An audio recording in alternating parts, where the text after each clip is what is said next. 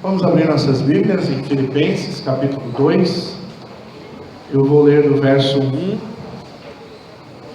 até o verso 4. A palavra do Senhor Deus diz assim: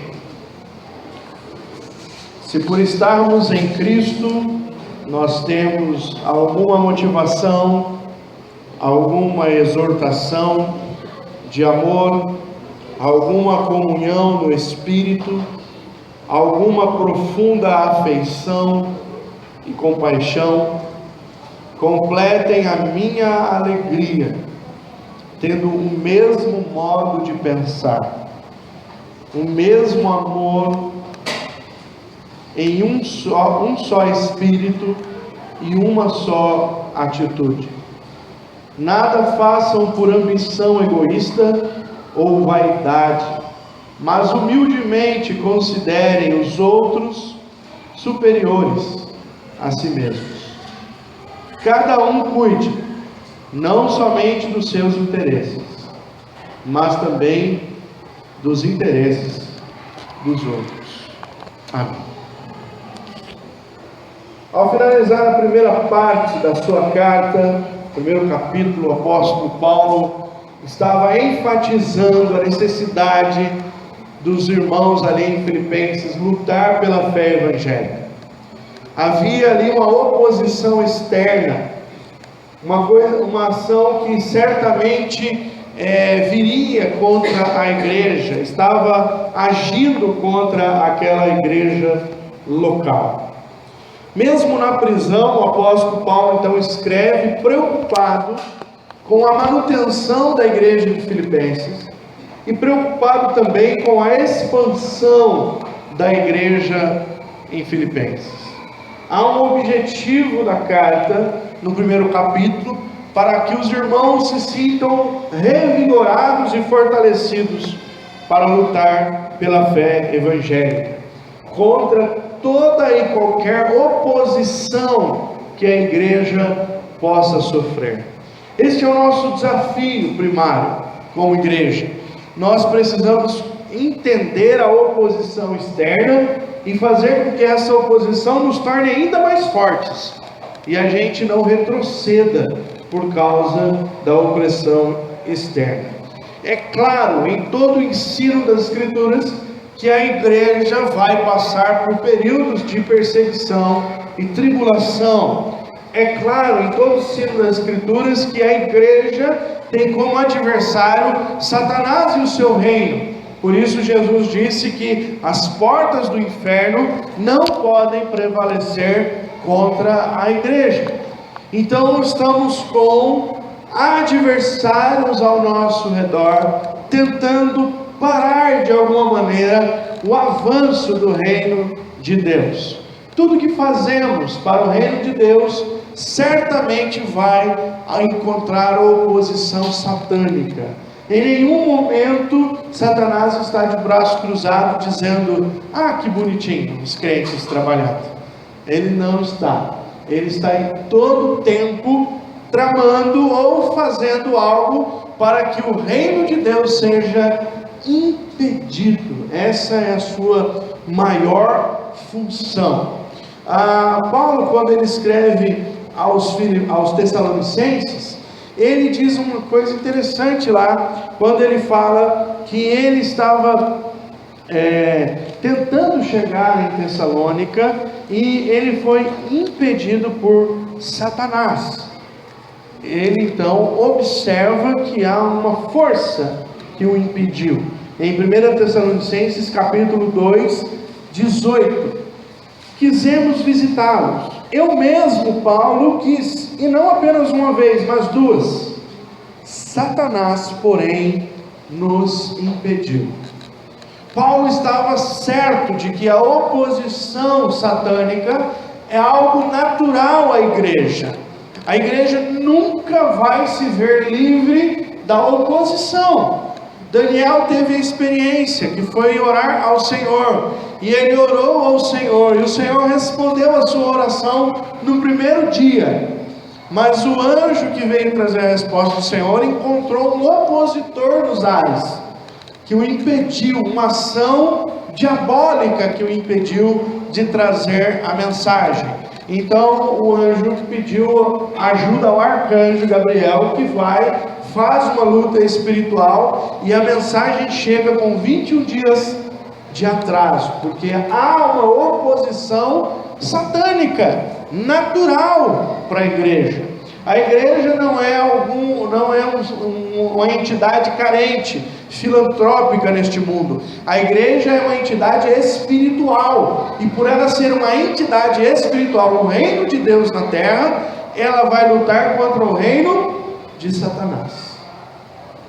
Então as lutas, queridos irmãos, sempre estarão presentes, sempre, entre nós e contra o reino de Deus. Em qualquer outra parte, Satanás vai querer se impor, ok? Paulo então está preocupado, e ele escreve isso para a igreja, porque a igreja tem que ficar alerta contra a oposição externa. Mas ao iniciar o segundo capítulo, Paulo muda totalmente de assunto, e agora o assunto do apóstolo Paulo é que ele convida os cristãos filipenses a pensar o que os cristãos filipenses têm em comum. O desafio agora é: nós precisamos viver em comunhão. A igreja precisa ser uma igreja de um povo que está unido, vive em unidade, e porque vive em unidade é diferente de qualquer outro povo, de qualquer outra instituição. Há dois perigos então. O primeiro perigo é a oposição externa. A oposição externa pode acabar com a igreja. E o segundo perigo, que também pode levar ao final da igreja, é a falta de unidade dos membros da igreja, a falta de comunhão dos membros da igreja. Por isso, nessa noite, eu quero convidar você a pensar na nossa comunhão aqui, como Igreja Cristã Evangélica no Jardim das Indústrias. Nós não vamos pensar na nossa comunhão como Igreja Cristã Evangélica do Brasil.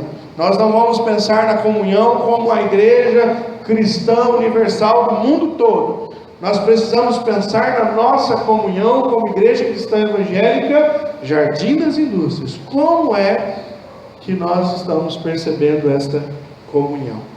Paulo trata em alguns aspectos aqui, e eu quero que você pense comigo junto com esse texto. Primeira premissa que você precisa entender, primeira verdade que esse texto nos traz: nós precisamos estar em Cristo. Paulo começa: se por estarmos em Cristo. Em um português melhor seria: já que estamos em Cristo, já que somos dele, pertencemos a ele e vivemos nele, somos a sua igreja, precisamos ter algumas coisas em relação a essa posição. E aí eu pensei, lendo o texto, em algumas coisas para meditar nessa noite. Primeiro ponto: se estamos em Cristo, Paulo vai dizer, é necessário ter em nós alguma motivação, alguma exortação de amor, alguma comunhão do Espírito e alguma profunda afeição e compaixão. Se nós estamos em Cristo, se essa igreja, se nós como membros estamos em Cristo, não pode faltar em nós motivação. O irmão Elias pegou o microfone aqui, o que ele perguntou? Vocês estavam o quê? Vocês estão motivados? Não pode existir um povo que vive em Cristo que não seja motivado. Se você não está tendo motivação, pode ser que tenha problema não com a igreja, mas no seu relacionamento com Cristo.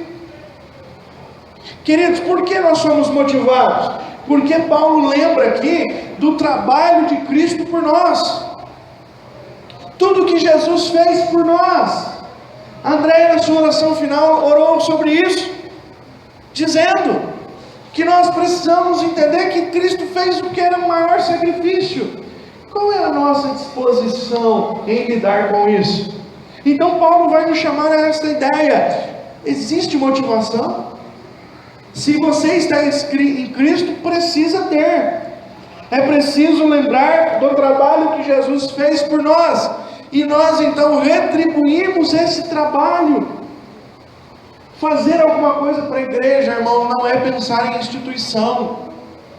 Se você faz alguma coisa para a igreja local pensando na instituição, igreja cristã evangélica, você não se converteu a Cristo, você se converteu a cristã evangélica. E aí você está na roça. Porque a igreja cristã evangélica não salva ninguém. A comunhão que nós temos aqui como igreja cristã evangélica está baseada em um único mover. A ação do nosso Senhor Jesus Cristo nos salvando. Nós estamos nessa igreja porque entendemos que é uma boa igreja. Espero que você entenda, porque senão você está perdendo tempo vindo aqui. Se você está nessa igreja é porque você concorda com o que essa igreja prega, com o que essa igreja ensina. Se você está nessa igreja, você entende que ela é uma igreja que precisa proclamar o reino de Deus, ela é parte do reino. Se isso não motiva o nosso coração, nós não compreendemos qual é a nossa relação com o nosso Senhor Jesus. Queridos, Jesus não virá mais para andar entre nós, pregar o Evangelho. Ele deixou essa obrigação a nós. A expansão do reino não vai ser feita mais por Cristo na terra. É o seu Espírito que Ele deu à igreja. Recebereis poder ao descer sobre vós o Espírito Santo, sereis minhas. Esse mover de Deus em nós que nos motiva é a ação do próprio Cristo no nosso meio. E se nós estamos em Cristo, nós somos motivados. Se nós não somos motivados, talvez nós não estejamos em Cristo. É a relação das Escrituras essa noite. Paulo vai dizer, se estamos em Cristo, então deve existir, tem que ter exortação de amor.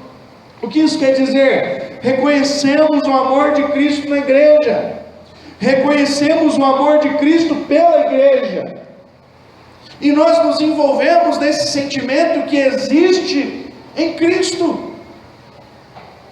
Irmãos, eu não tenho dúvida de que o Senhor Jesus ama a minha igreja. Eu não tenho dúvida de que o seu sacrifício na cruz do Calvário, há 2000 anos atrás, tinha como objetivo que a igreja cristã evangélica do Jardim das Indústrias existisse. Eu não tenho dúvida de que na hora em que o Senhor Jesus estava dizendo, está consumado, Ele tinha cada rosto de cada um de nós aqui. Amém? Você entende isso? O amor de Jesus por você é único e especial e identificado. Jesus não ama por pacote, irmão. Jesus tem relação com quem Ele ama. E a relação com quem Ele ama é visto nesse amor da cruz. E se nós estamos em Cristo, nós não podemos viver longe deste amor. Por isso Paulo diz, o amor de Cristo nos constrange. Se eu não consigo observar tamanho amor de Deus por esta igreja, pelo meu povo, pelo seu irmão que está ao teu lado, pelo projeto de Deus na eternidade para cada um de nós, se nós não conseguimos enxergar isso, não existe o amor de Deus nas nossas vidas. Porque Cristo amou a igreja, porque Ele se entregou por ela, porque Ele se envolveu e se envolve com a igreja, nós precisamos ter o mesmo sentimento. Precisamos amar a igreja do Senhor. Precisamos nos envolver com a igreja. Nós não podemos só participar dela, nós não podemos somente usufruir dela, ela precisa mudar os nossos conceitos e fazer parte da nossa vida. Se estamos em Cristo, temos alguma comunhão do Espírito. Irmãos, a relação dos cristãos um com o outro vem como vínculo perfeito da ação do Espírito Santo em nossa vida. Eu posso ter muitas coisas que você não concorda, e eu posso também não concordar com muitas coisas que você acha, que você pensa, mas existe um vínculo perfeito entre nós se nós estamos em Cristo. Chama-se Espírito Santo de Deus. Amém. Porque o mesmo Espírito que habita em mim, habita em você, e isso nos torna mais irmãos do que os nossos irmãos de sangue, queridos. Eu sou muito mais irmão de vocês do que eu sou da Edileuza, do Edmilson e da Edilene. Gostou do nome dos irmãos? E tem a Ana Paula também, por parte do pai. A relação é constituída pelo poder e mover do Espírito Santo em nós. É Ele que nos move, é Ele que transforma a nossa comunhão, é Ele que faz a gente ficar mais próximo e mais parecido, é Ele que age para que nós superamos as nossas imperfeições, nós derrubemos as nossas resistências e nós nos aproximemos uns dos outros. E pela graça de Deus, o nordestino convive com o sulista, o palmeirense com o corintiano. Não sei porque eu fui lembrar desse jogo hoje. Por causa do vínculo do Espírito Santo de Deus, nós somos capazes de conviver em perfeição. Se nós estamos em Cristo. Se nós estamos em Cristo, é preciso haver alguma profunda afeição e compaixão. O texto aqui mostra duas características que estão intimamente mais ligadas à nossa vida interna. Onde a afeição e a compaixão são nutridas nos nossos corações, nas nossas relações. Queridos, estar em Cristo e não sentir afeição pelas pessoas é impossível. Estar em Cristo e não ser movido por compaixão é impossível. Se não há em nós afeição uns pelos outros e compaixão uns pelos outros, pode ser, ou com certeza, nós não estamos em Cristo. Eu acho intrigante como existem pessoas que dizem que são cristãs, vão à igreja, celebram a Cristo, mas elas não têm condição de ter compaixão por irmão que está ao seu lado.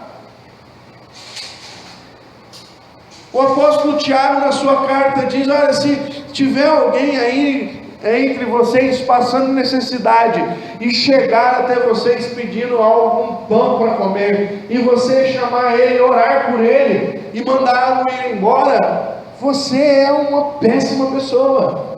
A relação que Tiago faz é isso. Se alguém precisa de pão, não ore por ele, dê o pão para ele. Alguém aqui já sentiu fome alguma vez assim, mas com força? Se alguém chegasse para você e falasse assim: vem cá, irmão, você está com fome? Não sei por que o Vinícius levantou a mão, todo dia ele tem fome. Toda hora. Se o irmão chegar para você e falar assim: não, irmão, você está com fome? Então vem cá que eu vou orar por você. Você ia gostar? Falar, não adianta, a não ser que você tenha uma oração poderosa de que passe fome. Você ora, aí você ora por mim todo dia, irmão. Eu quero emagrecer.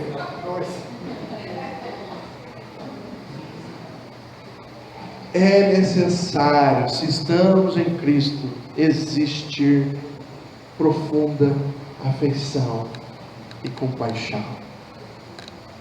Você precisa olhar para todos os seus irmãozinhos que estão aqui dentro e nutrir por ele tamanha afeição, mesmo ele sendo feio, mesmo ele sendo do time adversário, mesmo ele não fazendo aquilo que você acha que ele devia fazer, mesmo ele tendo os maiores erros que você possa pensar que não deve existir em uma pessoa. Jesus escolheu nos amar apesar de nós mesmos. E a mim e a você não é dado o direito de amar menos uma pessoa por causa dos erros que ela tem. É preciso ter afeição e compaixão. É preciso. E isso existe se você está em Cristo. Amém? Na segunda parte, agora já no versículo 2, o apóstolo Paulo vai falar de algumas coisas que nós devemos ter. No capítulo 1 ele não dá abertura, ele diz, olha, isso tem que ter. Se não tiver, não estamos em Cristo. No capítulo seguinte ele diz, agora completem a minha alegria, tendo, aí ele vai dizer que é algo que nós devemos construir, algo que nós devemos buscar, algo que nós devemos nos esforçar para ter. Se eu quero viver em comunhão com os meus irmãos, eu preciso ter o mesmo modo de pensar. Irmãos, nós não temos o direito de colocar os nossos pensamentos quando nós estamos trabalhando em prol do reino de Deus. Nós não temos esse direito. Muitas vezes o que acontece em romper o reino, em atrapalhar o reino, é quando nós não queremos nos sujeitar à vontade de Deus e colocamos a nossa vontade. Quando nós não queremos fazer de acordo com o Deus quer e nós queremos fazer como eu quero. Muitas igrejas estão destruídas por causa disso, porque tem líderes que são guias de si mesmos. Jesus disse certa vez, chamando esses líderes de cegos que guiam cegos. Nós corremos este risco quando o modo de pensar nosso não é algo que é nutrido, estabelecido e fundamentado na palavra de Deus. E aí entra em vez do teologismo, da teologia, o achismo. Ah, pastor, mas eu acho que... Ah, mas também eu acho que... Você já pensou nós, as 10 pessoas aqui unidas, colocarmos um assunto em debate, um assunto teológico, e fechar a Bíblia e dizer, e irmão, o que vocês acham? Por isso, o apóstolo Paulo, escrevendo em Romanos capítulo 12, nos dá a direção que nós devemos andar. Verso 2: não se moldem ao padrão deste mundo, mas transformem-se pela renovação da sua mente, para que sejam capazes de experimentar e comprovar a boa, agradável e perfeita vontade. Não importa o que você acha, não importa a maneira como você acha, se isso não é tratado pela palavra de Deus, irmão, esquece. Se o que você pensa não tem base nas escrituras, esquece. Se a maneira como você mas o meu avô ensinou assim, o meu pai ensinou assim, e agora eu estou ensinando meu filho assim, você está errado. Porque o que manda é a palavra. A sua mente precisa ser renovada pela palavra, não é por nenhuma outra coisa. Ah, mas eu aprendi em tal lugar, eu aprendi lendo Confúcio. Vai ficar confuso. Eu aprendi lendo o pai lá da literatura tal. Não é inspirado. Eu aprendi com um filósofo fulano. O senhor já leu Immanuel Kant? Nem o que cante, nem o que não cante. Tiago do Alexandre. Ele mandou eu falar.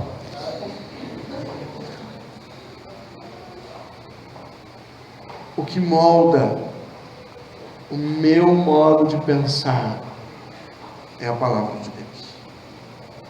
E é isso que nós devemos buscar para que a igreja tenha unidade. O que diz a palavra a esse respeito? O que nos orienta a palavra segundo esse respeito? Pastor, nós queremos ter um casamento melhor. Busque na palavra, a palavra vai orientar o seu casamento.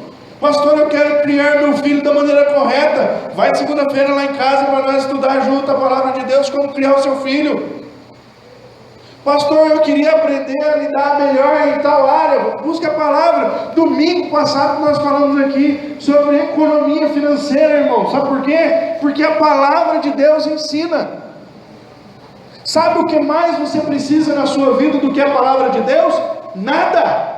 Ela é suficiente para você.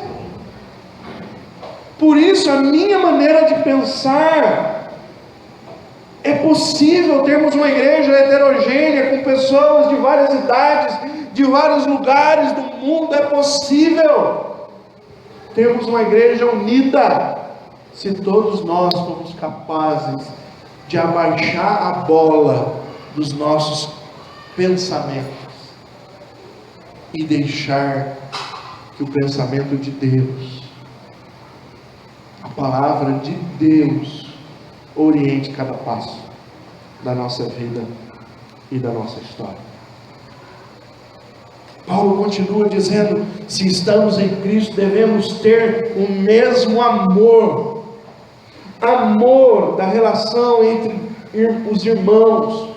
Precisa ser um amor não meu, não humano, mas o amor que nós recebemos de Cristo. A minha relação com o meu irmão não pode estar pautada no meu próprio amor. A minha relação com o meu irmão, com vocês, uns com os outros, precisa estar pautada em 1 Coríntios capítulo 13. O amor de Deus, um amor que é inatingível por nós mesmos, pelas nossas forças. Ah, pastor, como eu consigo isso?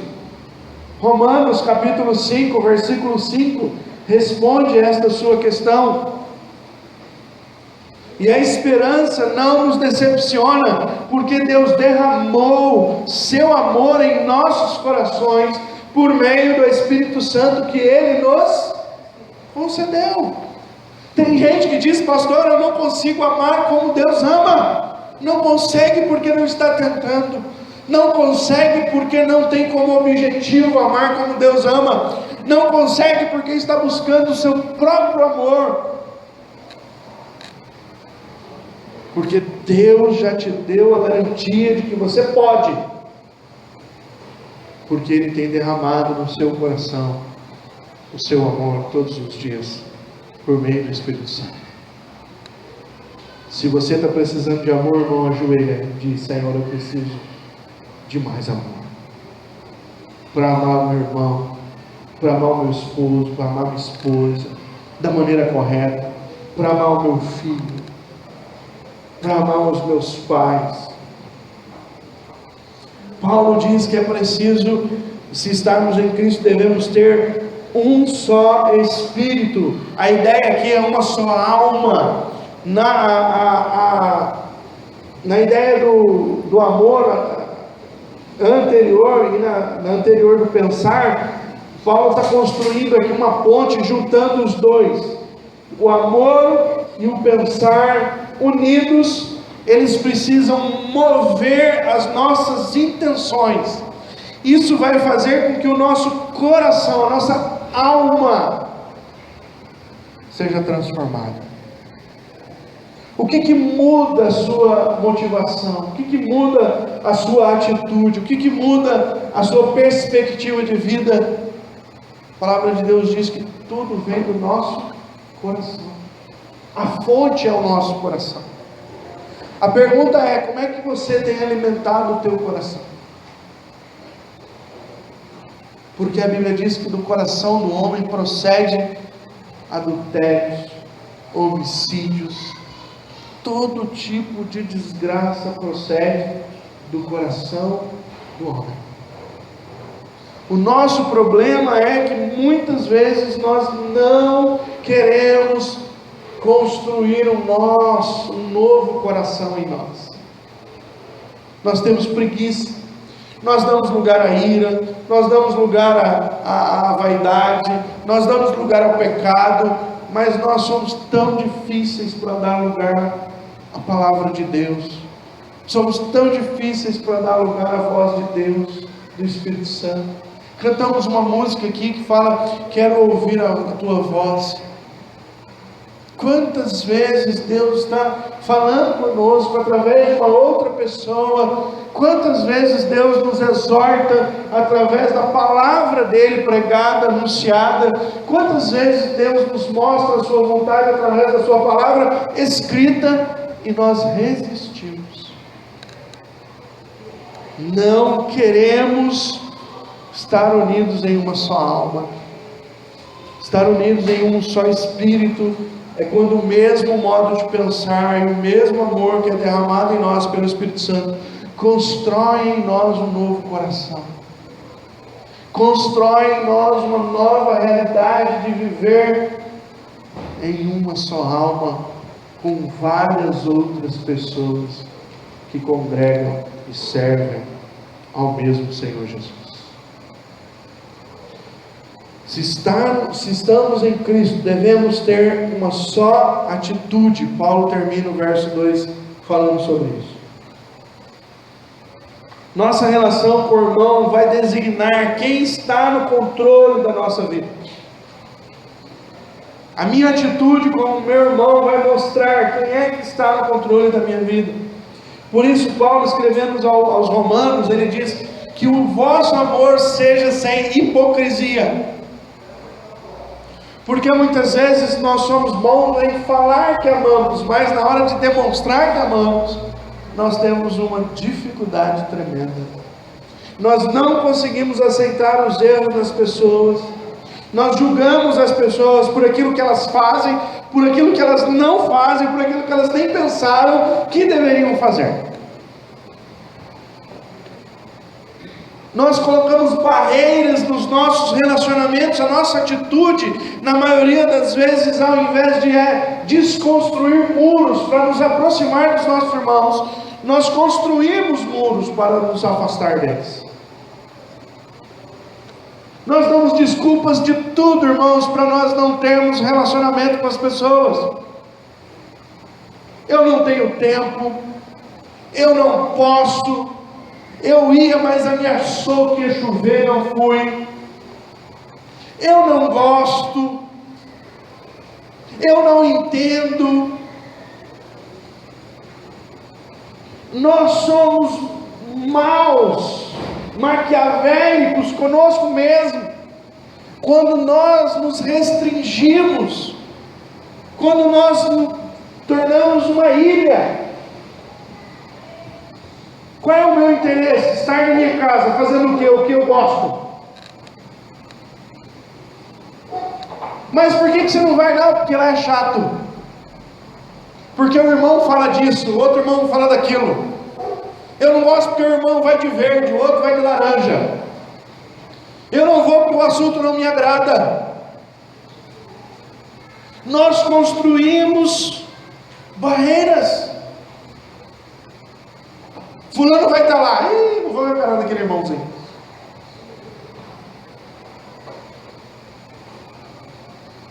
Se estamos em Cristo, devemos ter uma só atitude. A atitude de buscar a unidade. Não é fácil, irmãos. Não é fácil. Às vezes a gente se machuca nos relacionamentos. Às vezes a gente espera uma atitude e recebe outra. Sempre assim. Quem é casado sabe muito bem do que eu estou falando. Não é? Você está esperando o jantar, vem o pau no macarrão, você não sabe nem porquê.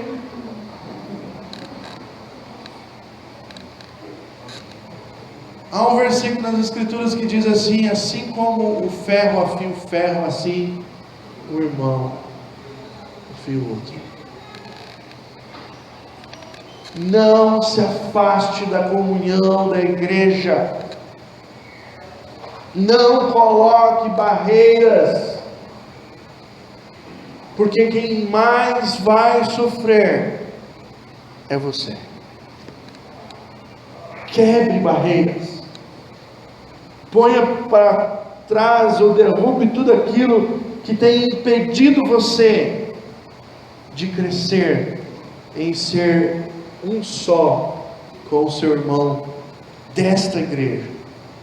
Pastor, eu não tenho comunhão com o irmão da nossa igreja, mas eu tenho um vizinho lá no meu bairro, eu tenho um vizinho lá no meu condomínio, eu me dou tão bem com ele é da igreja Brasil para Cristo. A gente pode se dar bem com o irmão do Brasil para Cristo, mas tem que se dar melhor com o irmão da Cristã Evangélica do Jardim das Indústrias. Pode se dar bem com os irmãos da igreja Cristã Evangélica do Jardim Maringá, do Monte Castelo, mas tem que se dar melhor com os irmãos da igreja Cristã Evangélica do Jardim das Indústrias. Porque é aqui que Deus colocou você para servir ao Senhor e ter uma atitude de unidade. Esses dias eu vi o pastor, vou lembrar o nome dele, pastor lá da oitava, da presbiteriana, de BH, um baixinho, fugiu o nome do pastor. Ninguém lembrou aí? Pastor da oitava igreja da presbiteriana de BH. Ninguém gosta de ouvir mensagem? Vocês precisam pensar lá no YouTube lá para ouvir mensagem, viu? Estou ouvindo só esses louvor velho feio aí. Bom, daqui a pouco eu lembro o nome dele. Ele é um excelente pregador. E ele estava dando uma repreensão na igreja, dizendo o seguinte. Eu tenho até, acho que no WhatsApp, depois eu posso mandar para vocês. Ele diz assim: vocês lá, quando vão numa conferência, vão em algum lugar lá, o pastor está pregando, vocês ficam lá, olha esse pastor, olha como ele prega, não aguento mais o meu, nossa, esse pastor aqui é uma benção, ai, nossa, acho que eu vim para essa igreja, não sei o que, aí joga flores em cima do pastor. Aí ele diz assim, pode gostar do pastor que vem pregar, não tem problema não, mas gosta mais do seu, viu? Porque na hora que você está doente, é ele que vai lá orar com você, bem ou mal, é ele que vai. Na hora que você está com problema lá, é ele que você vai chorar os problemas. E lá no seu velório, quem vai fazer é ele. O outro não vem não fazer o seu velório. Então, a mesma coisa na nossa relação. Eu gosto tanto do irmãozinho lá da... Ei, meu amigo, na hora que o bicho pegar, é na tua igreja. É com o teu povo. Então assuma a postura de criar em você uma nova atitude que leve você a ter mais unidade, comunhão com os irmãos desta igreja. Tem várias coisas que você pode fazer. Depois, se você quiser, eu posso te ajudar. Você pode se convidar para tomar café no irmão, ou convidar o irmão para ir tomar café nessa casa. Você pode convidá-lo para orar, ligar para ele, mandar uma mensagem. Há várias formas de derrubarmos barreiras e alcançarmos uma maior comunhão. E por último, versículos 3 e 4, Paulo dizendo aos Filipenses, ele vai dizer para nós que se estamos em Cristo, algumas atitudes nossas têm que ser tratadas. Ele vai dizer: se estamos em Cristo, nada façamos por ambição egoísta. Versículo 3. Queridos irmãos, um dos grandes problemas do pecado é nos tornar egoísta. Ao fazer alguma coisa, nós logo pensamos: que proveito isso terá para mim? que eu ganho? Do que isso vai me favorecer? Qual é o meu interesse com isso? O egoísmo está impregnado no coração humano. Nós somos ambiciosos na maioria das vezes. Queremos fazer as coisas que gostamos de fazer. Nós somos motivados por elas. Pensa, se não é verdade. Você recebe um WhatsApp do pastor Edilson dizendo o seguinte: tem vigília, última sexta do mês, 9 à meia-noite. Ah, não posso. Posso. Vou ter que pôr a roupa de molho. Vou ter que lavar a louça de segunda-feira. Está lá na pia. Vou ter que levar o cachorro para passear. Ele só faz cocô essa hora. Então eu tenho. Vai passar um filme legal. Estou pensando em assistir esse filme já faz, A novela nesse dia, na sexta, sempre põe a melhor parte, para você ficar esperando até. Então, como é que eu vou na vigília? Mas de repente surge no seu WhatsApp um recadinho de um amigo dizendo: cola aqui, mano, que tá tendo um churrasco. Oh! Demorou. Nós somos assim, irmãos. Nós somos egoístas. Nós ambicionamos aquilo que nos traz prazer, que traz deleite. Ah, pastor, vai vir na igreja sexta-feira, 9 horas da noite, para orar, eu oro em casa. Mas se fosse para você orar em casa, Jesus não tinha falado que era para se reunir com 2, 3. Não é? Se não fosse para ter vigília, Jesus não levava os 12 para orar com ele, não ensinava a gente a fazer a mesma coisa. Mas nós somos envolvidos no quê? Tudo que eu quero fazer é movido por ambição, por egoísmo, e eu preciso lutar contra isso. Eu preciso aprender a dizer não para o churrasco e dizer sim para alguma coisa que vai agregar a comunhão e a unidade com os meus irmãos. Paulo também diz aos irmãos: nada façam também por vaidade.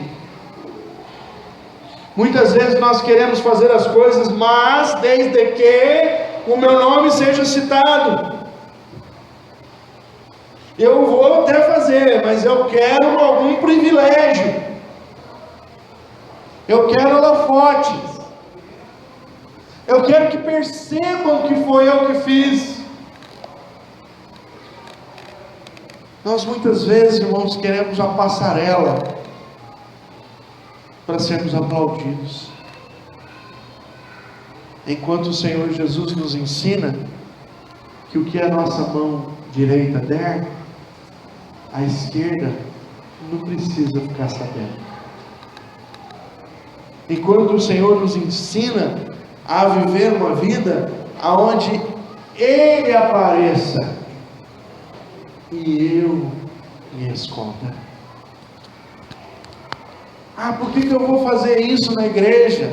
Se eu fizer isso na igreja, é o irmão do ministério que vai receber a glória.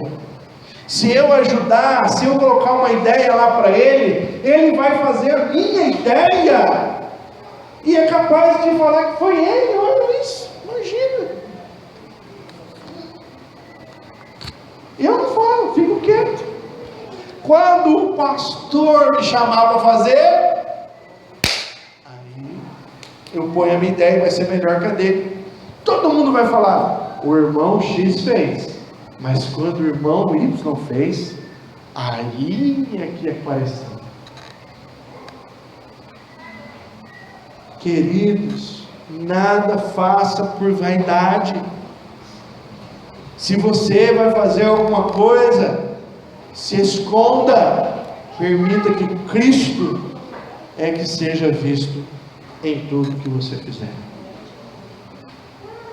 Paulo vai nos chamar a atenção agora para fazer uma coisa, irmãos, que é uma das coisas mais difíceis.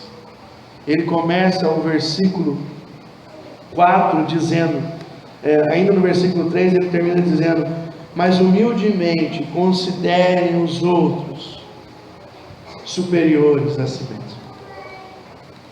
Como é difícil olharmos para as pessoas e a vermos maior do que nós mesmos. Interessante, porque Cristo nos considerou maiores do que Ele mesmo, porque entregou a sua própria vida em nosso lugar. Nós vamos ver isso na semana que vem, a humildade do nosso Senhor Jesus Cristo. E Paulo nos chama a atenção a olhar para essa atitude e considerar que cada um dos meus irmãos da igreja que congrego é maior do que a mim mesmo. Cada um dos meus irmãos. Sabe o que isso vai gerar em mim? Uma disposição em tratá-lo com honra para a glória de Deus. E por último, ele termina o versículo 4 dizendo: cada um não cuide só do seu interesse, mas cuide do interesse dos outros. O cristianismo nos ensina a compreender e ter interesse pela dor do outro. Muitas vezes ajudar e apoiar pessoas que nem mesmo conhecemos. É isto que o cristianismo nos ensina.